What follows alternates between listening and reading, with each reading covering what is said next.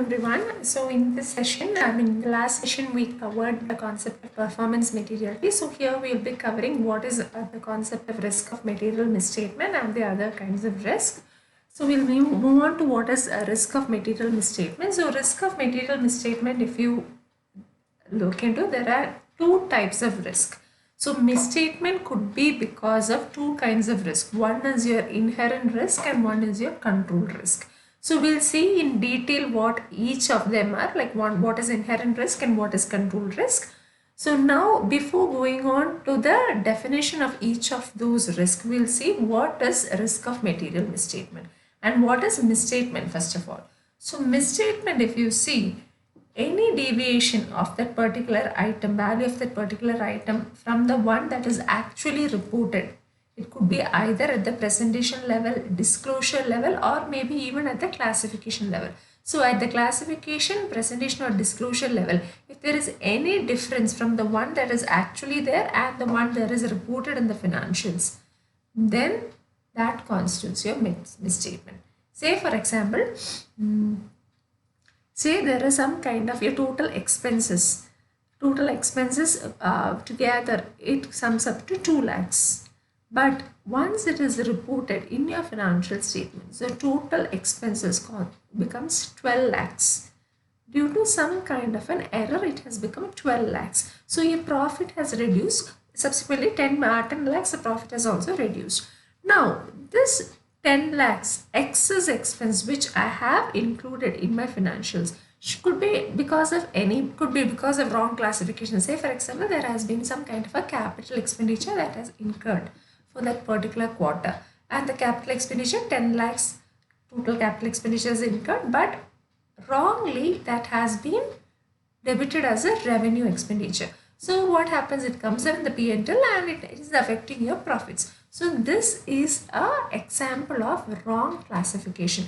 Your capital expenditure is wrongly classified as your revenue expenditure. So what happens, because of the wrong classification it has affected your total profits and it is also affecting your financials. So this kind of an error from the one of a particular amount of a particular item, either because of classification, presentation or disclosure from the actual one that is reported in your financials, this is called as your misstatement.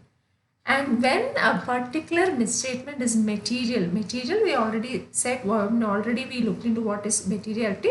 Any misstatement of any particular item, if it affects the user's decision of the user financial statement, in such cases, if there is a materiality associated with that particular misstatement and also there is some kind of risk that the particular financial statements are materially misstated, it could be either because of fraud or because of other.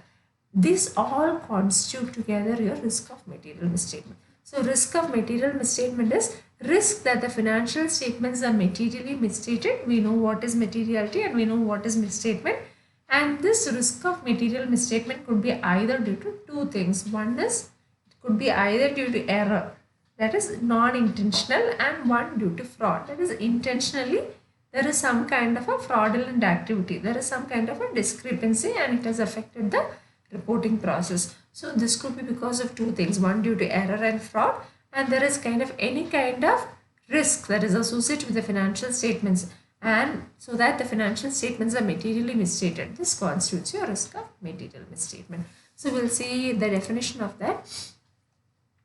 The risk in the financial statements are materially misstated, and it could be either due to the difference between the amounts classification, presentation or at the disclosure level of a financial item from what is actually reported in the financials and what is actually required to be as per the applicable financial reporting framework. So if it is required to be classified as a capital expenditure and it was wrongly classified as a revenue expenditure, and because of this wrong classification it has affected your financial statements, it has misstated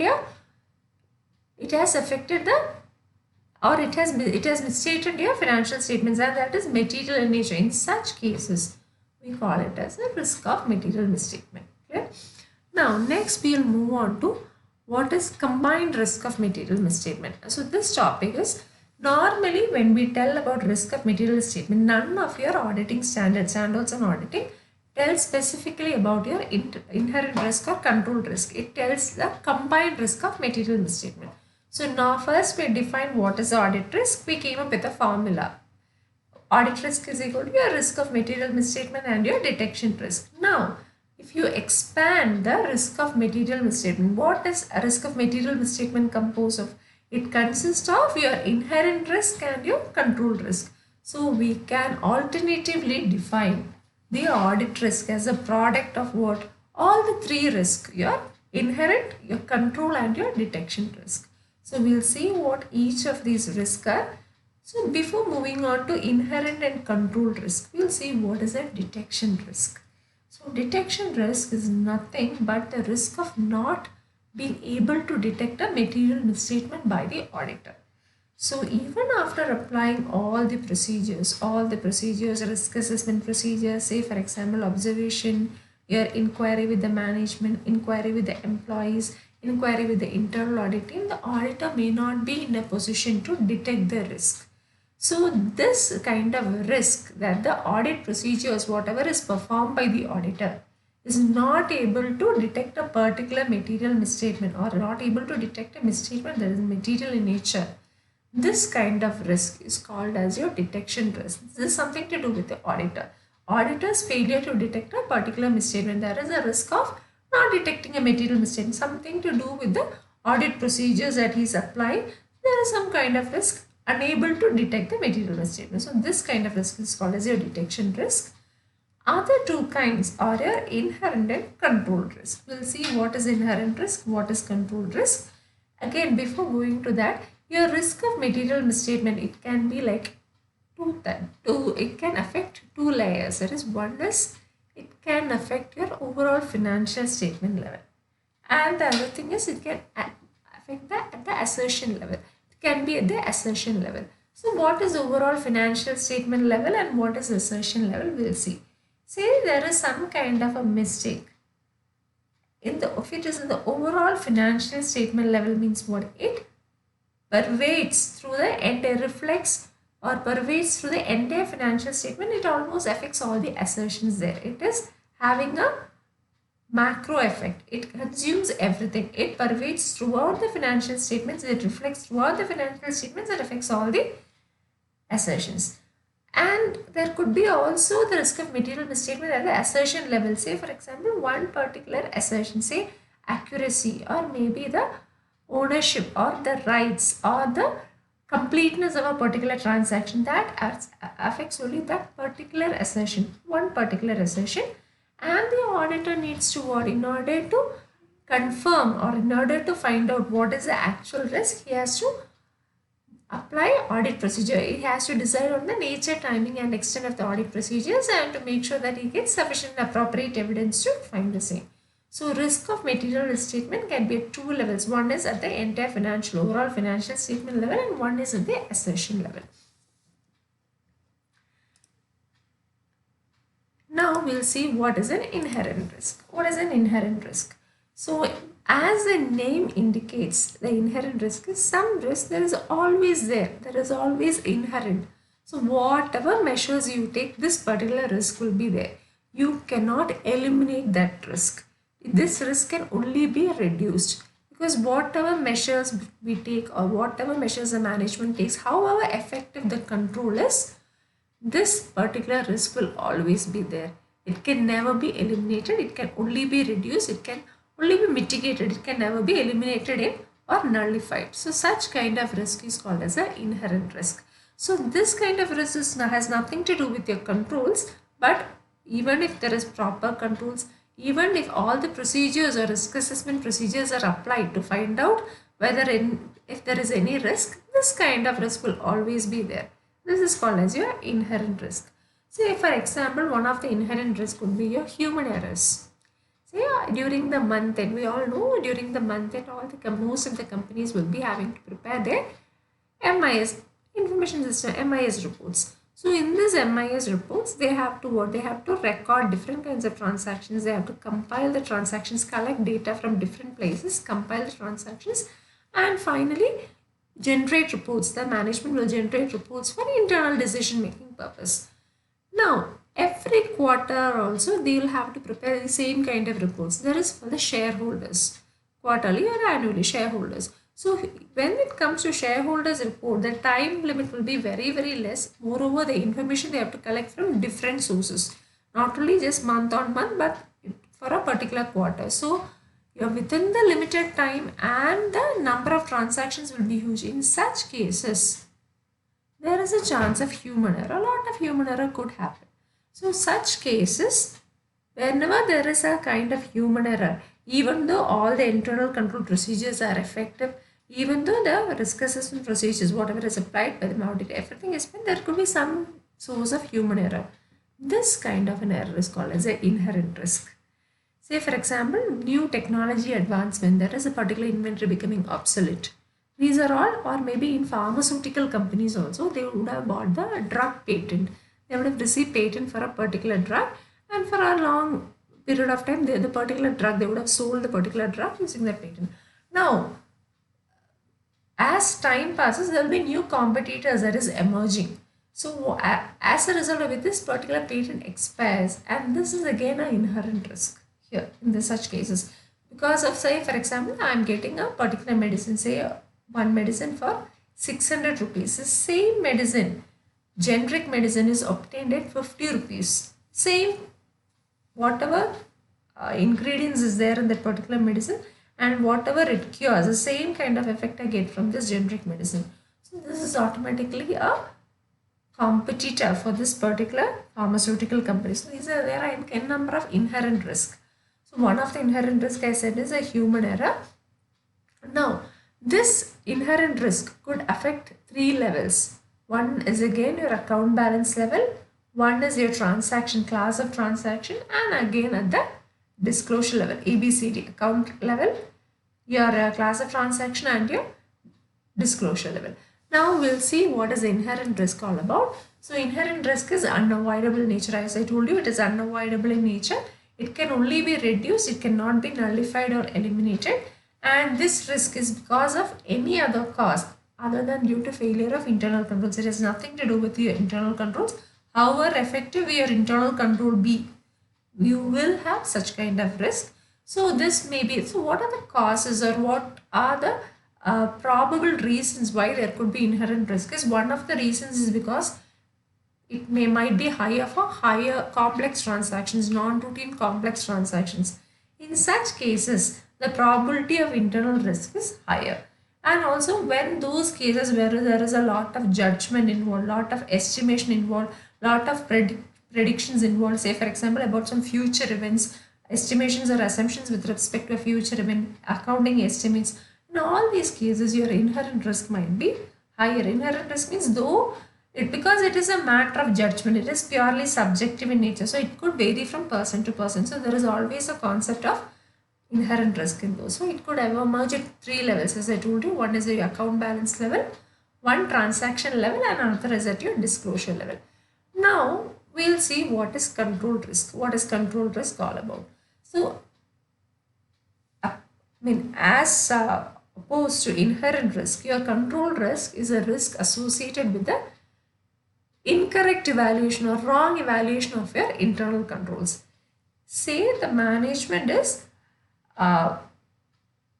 claiming that the internal controls are working effectively. It has been designed, implemented, and maintained effectively, and the controls are working properly. But in actual case, the controls are not effective, either not working or there is some kind of a lacuna or break in the working of controls.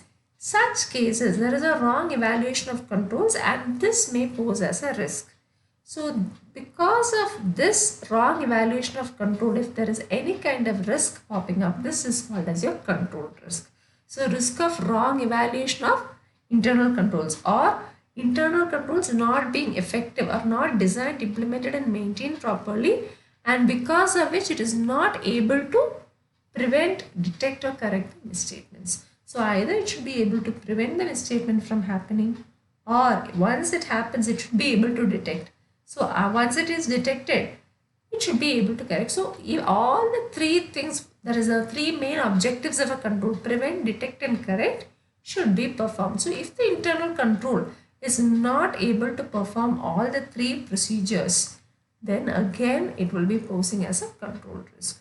So again this will affect all the three layers, same as for your internal inherent risk, account balance level, transaction level and your disclosure level. So it will affect your account balances, class of transaction and your disclosure level. So this is because of wrong evaluation of your controls, and your controls being not or unable to prevent, detect and correct the misstatements. So not completely effective. They are functional because it is always a function of the effectiveness of internal control. So control risk, if you want to express, you express as a function of effectiveness of internal control. So effectiveness of internal control on the other hand depends on three things: what? Design, implementation and maintenance of the control by the management. So control risk is nothing but it is a risk of wrong evaluation of internal control. It again affects or emerges in three levels: at your account balance, transaction and also your disclosure level. And finally what we have said is a detection risk, the risk of risk of not being able to detect the material misstatements even after performing the necessary audit procedures by the auditor. So there are three kinds. One is inherent, control and detection risk, and your audit risk will be a product of all the three: inherent, control and audit risk. So now we'll see the next important topic. Before going on to the next topic, just one example. Say for example, there is an analysis given in your study material also. So one example is, say for example, there is a particular entity having different branches or different stores being opened across the state. They have n number of stores. So here there are a number of items. It deals with your textiles, it deals with other kind of accessories. Each of those items are labeled and tagged, and also the inventory records are also pre-verified. Physical verification of the inventory records have also happened. So now if you ask me what is a inherent risk, what is a control risk and what is a detection risk in this. So do you think there is any kind of inherent risk? So because already it is verified, the inventory records are verified, already it is labeled, tags are present, so everything is checked. So is there any kind of an inherent risk that could happen? So one of the inherent risks that could happen is misappropriation of assets. There is always a chance of misappropriation of assets. So whether the control is working or not, there could be some kind of a fraud that could happen, some kind of a misappropriation or theft that can happen. So this one is always an inherent risk. Before the auditor could come and audit, if there is any kind of a theft or any kind of misappropriation, this is always a there is always a probability for inherent risk. So this is an example of inherent risk. Now the controls are working properly. As I said, they have tagged the particular items, they have labeled it, their inventory records are also verified. So is there any kind of control risk? So in control risk, I already told you it is a wrong evaluation of internal controls. Wrong evaluation in the sense what? Either the auditor thinks the internal control is effective, auditor's judgment or the auditor's application of audit procedures suggests the internal controls are effective, but in actual case the internal controls are not working properly, or internal controls have, there is some kind of an ineffectiveness associated with the internal control, so that the data whichever is produced or whatever is the source data cannot be relied upon. So this is one case. Now, or it could be not only with regard to wrong evaluation, the internal controls, whatever is present there is not effective, not designed, implemented and maintained properly. So now even though in the current example, even though the items are labeled, the items are verified and even the physical inventory records are verified, there is always a chance of control risk. What is the control risk that could happen?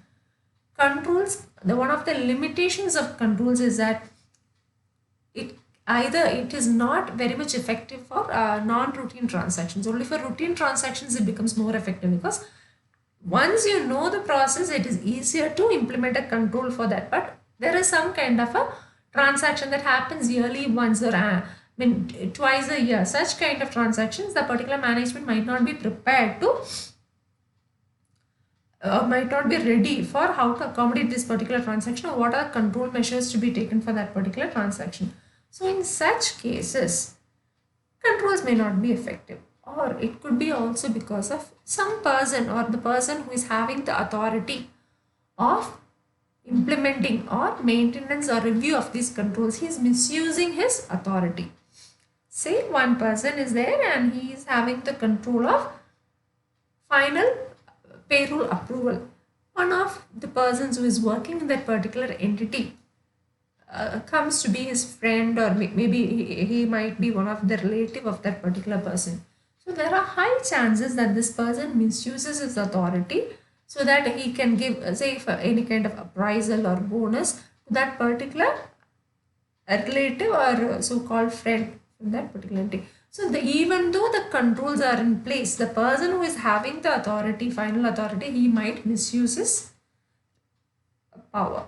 Or it could be also because of collusion between the employees. Collusion between the employees is each of the employees are engaged in fraud and they are mutually helping each other. Say for example, one of the employee, he is on leave, but he is giving his ID card to another person. So his friend, so that the other person is able to swipe, enter the facility or enter the particular company, and even he is giving his passwords and other login details, login credentials, so that the other person is log in and check whatever has, check anything has to be done on that particular day. Similarly, the other person, when he is on leave, he does the same thing. So there is a mutual agreement between the two persons that each of them, whenever each of the persons is on leave, the other person will be helping them out. So this kind of collusion could also be. So this concept of internal control itself becomes redundant. Why? Because internal control mainly is what there could be something. There need to be some kind of segregation of duties. There need to be some kind of control over what is happening in the facility, over what is happening in the financials. If one person can or one person gives a particular control to another person which he alone is supposed to have, then the whole concept of controls becomes void. So here again, this could be collusion of employees. So in this case also, there could be collusion between employees. So because of collusion between employees, it again poses a control risk. There could be a control risk. So again, in this classification, the control risk could be also because of collusion between employees. Now, the third part, detection risk. What is detection risk? So detection risk here in this case, even after the auditor is applying all the procedures, he is asking the particular shopkeeper, he is asking the employees, he is asking the marketing team, sales team, everything. He is collecting data from different places. He is doing a sampling, he is applying analytical procedures. All the procedures or all the risk assessment procedures are being applied by the auditor. Still, there could be some kind of a theft or some kind of misappropriation which has not come to the notice of the auditor. It has not been detected by the auditor. It has not actually been reflected by the audit procedures carried out by the auditor. Such kind of a risk again comes as your detection risk. So in this given example also, there is an inherent risk, there is a control risk, and there is also a detection risk. Now we'll move on to another topic of next topic of significant risk. What are significant risk? And the risk of material misstatement will be greater for what are the two factors, what are the two conditions in which your risk of material misstatement will be more. So the risk of material misstatement will be greater.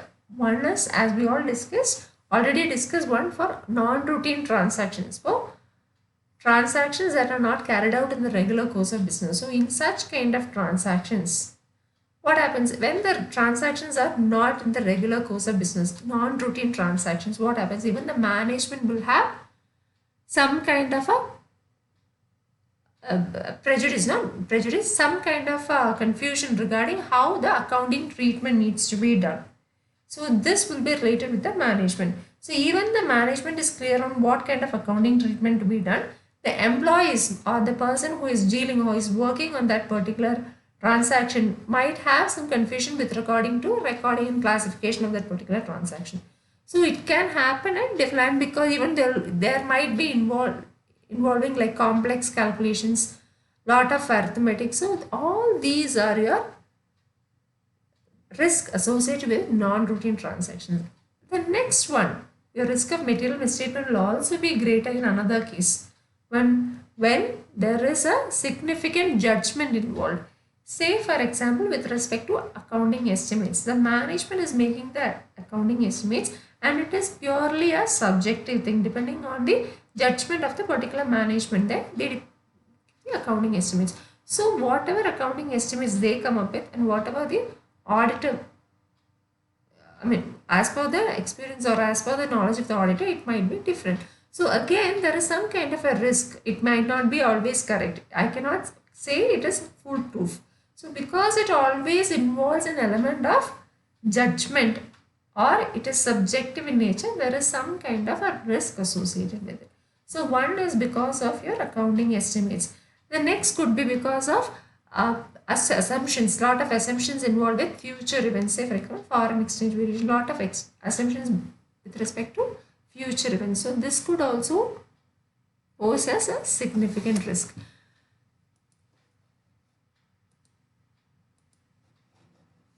And also with respect to fair value judgments. So now we'll see the risk of material misstatement will be greater in two circumstances. What are the two circumstances? One is with respect to significant non-routine transactions. It will be greater if there are a lot of non-routine transactions, because greater will be the management interventions with respect to accounting treatment. Greater will be the manual intervention with respect to the accounting, recording and classification of the entries. There will be a lot of complex calculations involved, accounting policies, treatment of accounting policies. So all these will be a part of your non-routine transactions. Now, another one is risk of material misstatement will also be greater in cases where there is a lot of judgment involved. Wherever there is a lot of judgment involved, lot of assumptions involved about a future event, occurrence of a future event, or judgment with respect to fair value calculation, accounting estimates. In all these cases, we have a risk of material misstatement and it will be greater. So these are your significant risk, and the risk of material misstatement will be greater for such kind of significant risk. Now we'll go on to the next topic of what is a risk assessment procedure. So what is a risk assessment procedure all about? So we already saw what is risk, concept of materiality, what is performance materiality, what is risk assessment, what are the different types of risk, then what is the risk, when is the risk of material misstatement greater or significant. Now we'll see what is a risk assessment procedure. So as we all know, a risk assessment procedures are what? Those procedures which are carried out to obtain an understanding of following. What are the following things? So carrying out these particular procedures, there is some kind of an objective. One is what? To understand the entity and the environment. So we have an essay 315, identifying and assessing the risk of material misstatement by understanding the entity and its environment.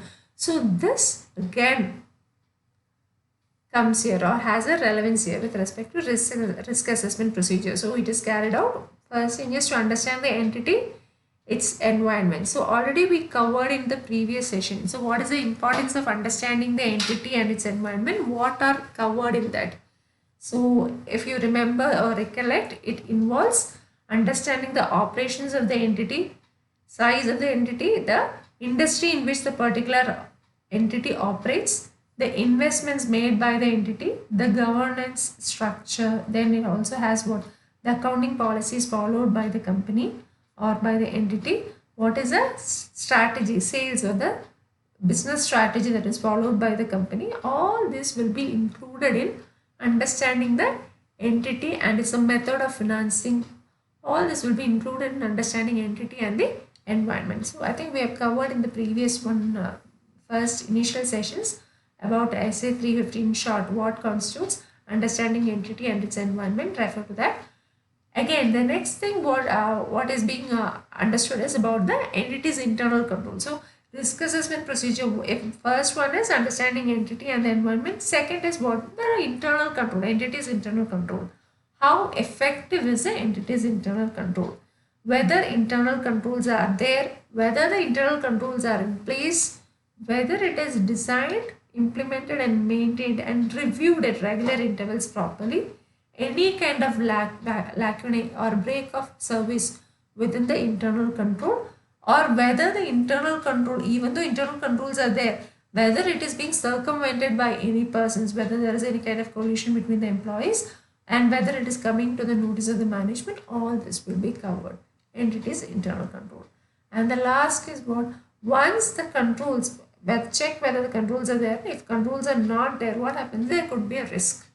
When controls are not proper or ineffective, the next immediate thing that could happen is a risk.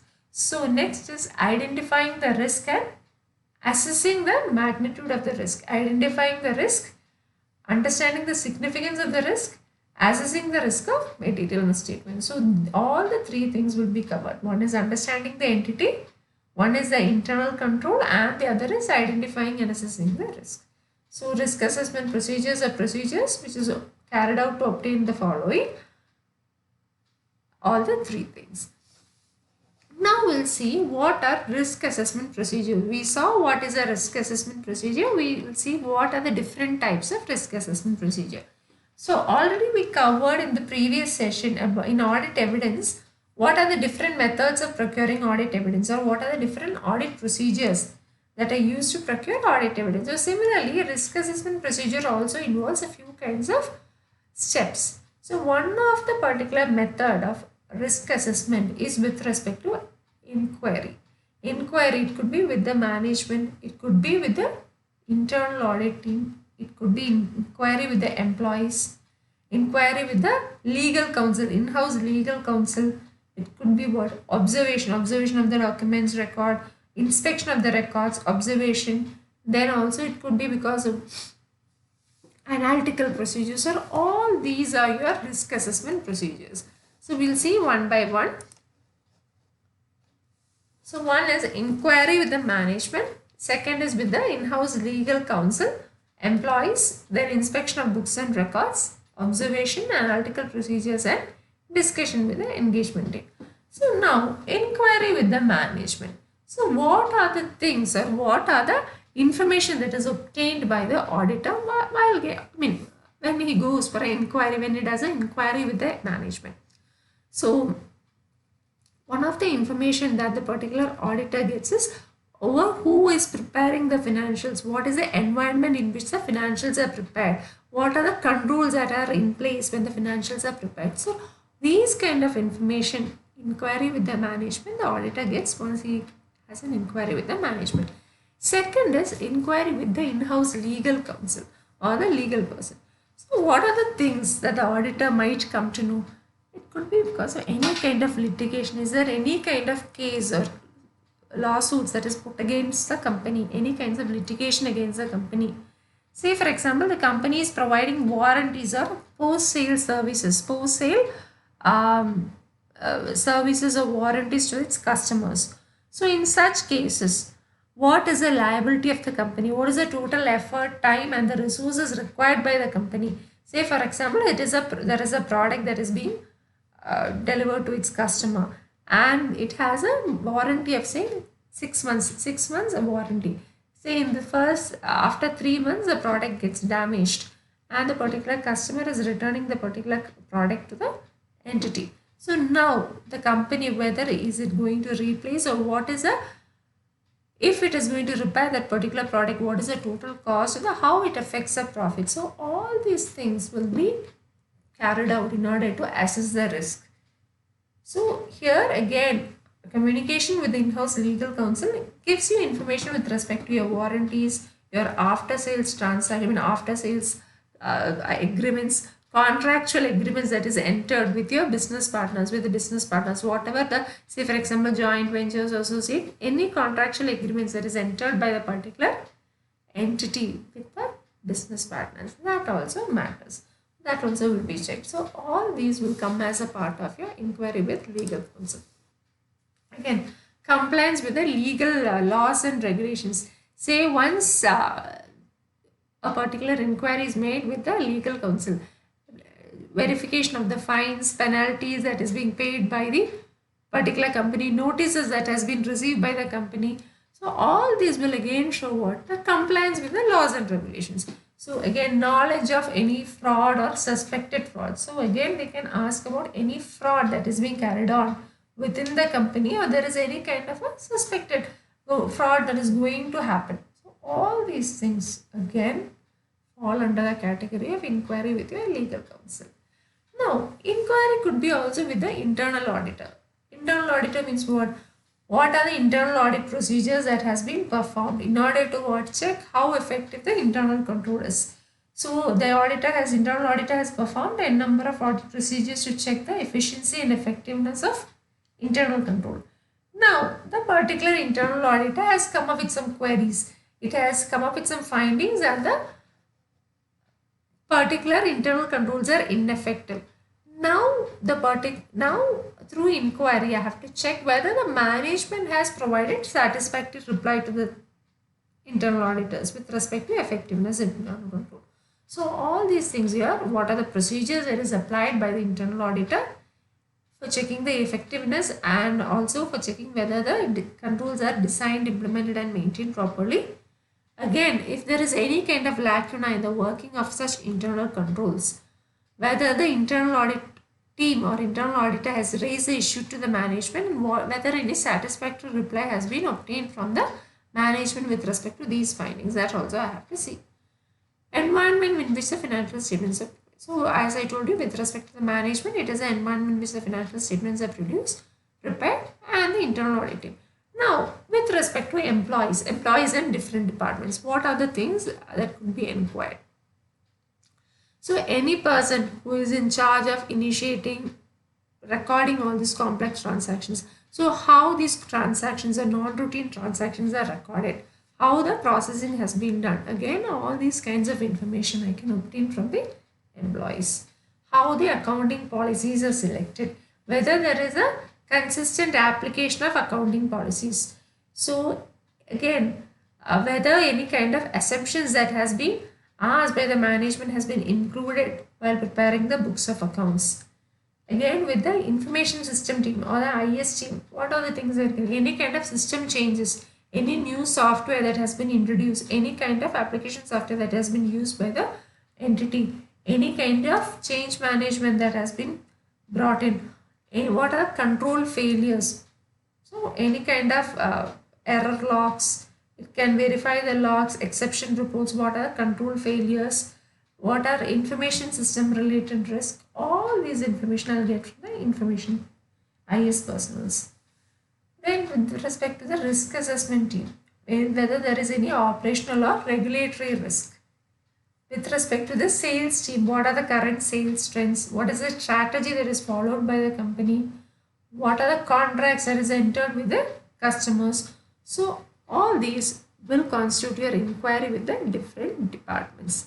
So inquiry could be with respect to management, in-house legal counsel, internal auditor, employees, your IS team, risk assessment team, sales team, and also what are other procedures, your analytical procedures, observation, inspection, and even discussion with the engagement team. So all these are your risk assessment procedures. So a number of procedures has been defined and we have already gone through the risk assessment procedures. Now what?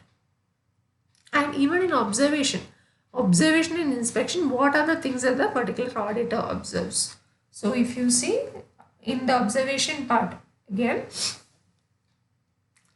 the observation part also we'll see what are the reports that is being prepared by the management, MIS reports prepared by the management, minutes of meeting, or any decisions taken in the minutes of meeting. It could also be what?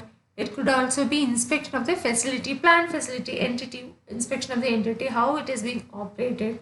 Then other documents and records relevant to the financial statement preparation, your contracts that are entered, something, I mean, many of the information you might not get it from the books of accounts. So especially those things which are not there in the books of accounts, say for example delegation of authorities, which shows how the controls are, whether the controls are effective or not. It could be any contracts that is entered by the company, any cases against a lawsuit that is pending in the company. So all these are your observation and inspection. Through inspection of records, you might be able to understand. And also with respect to the entity's operation. So these are observation and inspection, the reports that is prepared by the management, entity, premises and the plant facilities and the entity's operations. Now once the risk assessment has been done, how much is the risk, what is the magnitude of the risk, whether the risk leads to any kind of misstatement which is material in nature, it is affecting the decision of the users of financial statements. Once all the risk assessment procedures are done, what is the next step? So these risk assessment procedures are applied in order to what? In order to identify the risk. So the first portion will be what? Identification of the risk. So how the risk is identified? What is the significance of that risk? Is it a minor risk or it is actually posing a major threat to that particular entity? Whether the misstatement is material in nature, I have to attach the significance with respect to that risk. So I have to first identify what is the business risk. Then I have to identify the significance of that particular risk. Then I want to assess the likelihood of that particular risk from occurring. So what is the frequency of that particular risk? I want to see I want to quantify it. I want to quantify that particular risk. So after identification, attaching the significance, I want to quantify, I want to assess that particular risk. Finally, after assessing the risk, the next step would be what? I want to decide upon what has to be done. Action points on how to reduce the risk or mitigate the risk. So because I can only mitigate the risk, because I can never reduce or I can never nullify or eliminate the risk, because there is always a point or there is always a concept of inherent risk. Because of this inherent risk, even though all the control procedures are fine, all the proper risk assessment procedures are applied, there is always a chance that there could be a material mistake. This is because of inherent risk. So again, we will see what are the other procedures. One is identification of the business risk. Identify the risk, then estimate the significance. How much is the risk? Quantify that particular risk. What is a misstatement that is caused because of that particular risk, and if it is material in nature, then I assess the likelihood of the occurrence. When it occurs, does it occur frequently or not? So assess the likelihood of that particular occurrence, and finally I will decide on the action points. What are the actions taken to address this risk? So here in this chapter we covered the concept of risk assessment, and risk of material misstatement. What is materiality? Concept of performance materiality. What are different risk assessment procedures, and also what are the steps that has to be taken forward in order to mitigate or reduce the risk, because there is always a concept of inherent risk because of which I cannot completely nullify the risk. So we have come to the end of today's session with respect to risk assessment. Next session we will be covering what is internal control and how the different types of evaluation of internal control. So in this chapter, the major questions, one of the questions is about inherent risk. What is inherent risk and control risk? Difference between inherent and control risk and detection risk.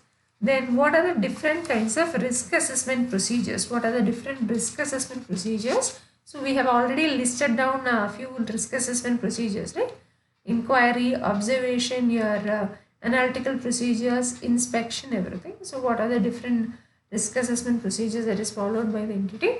What are significant risks? So when is risk of material misstatement greater? Greater when it is with respect to non-routine complex transactions, and also when it involves some kind of judgment, or when it involves subjectivity. So again that we covered. Then also the concept of materiality. What is performance materiality? That has been asked. What is performance materiality? And explain the concept of materiality. And also with respect to essay 315, that is identifying and assessing the risk of material misstatements.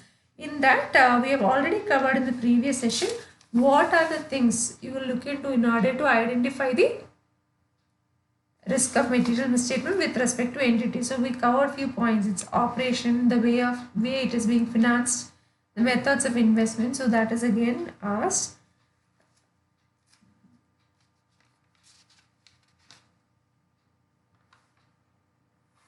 And finally,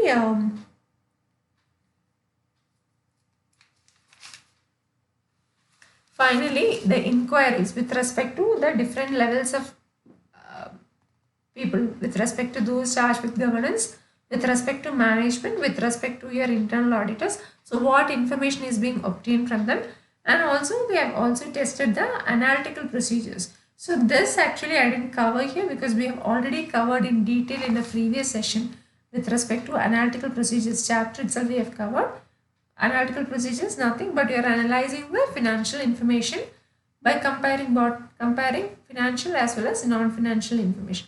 So both I'm comparing and then I'm analyzing the financial information. So this again I have covered non-financial and non-financial data and unusual large transactions or events. So existence of that also it helps to find out. So again inquiry and observation. Yes. So risk, what are significant risk, and the risk of material misstatement is higher when. So all these questions have already been asked several times in your exam, either in the and also in the RTP. So now we'll continue with the next topic, that is controls, in the next session. So as of now, this session is complete with respect to risk assessment. We'll see in the next class.